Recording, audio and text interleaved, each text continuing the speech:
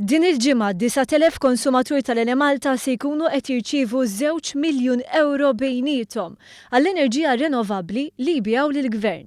Dan permezz ta' sistema ġdida ta' kif jitħaddem il-ħlas tal-feed-in tariffs imnedija f'Jannar li għadda.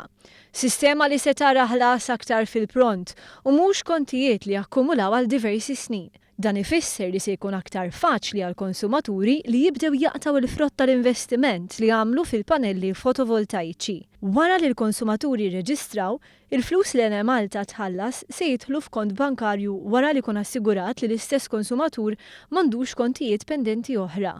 Qabel konsumatur kien ikollu joqgħod jitlob flusu kull darba li jrid il-ħlas. Sissa huma madwar nofs il-konsumaturi li jirċievu l-pagamenti li huma abbonati mas-sistema l-ġdida li nħadmet bejn l-Enemalta u s-sussidjarja tagħha l-ARMS.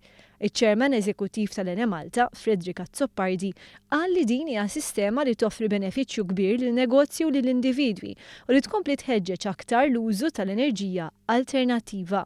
Dan wara li s-sena li għaddiet, l-Enemalta żiedet b'25% il-konsumaturi mal-grid nazzjonali.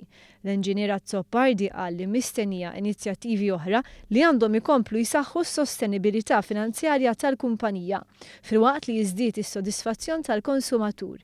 Ikkummenta wkoll il-Ministru tal-Enerġija Konrad Mizzi li jirringrazzja tmexxija tal-Enemalta u qal li dawn l-inizjattivi se jkomplu jżidu l-kontribut ta' pajjiżna lejn il-miri 2020 fil-qasam tal-enerġija renovabbli.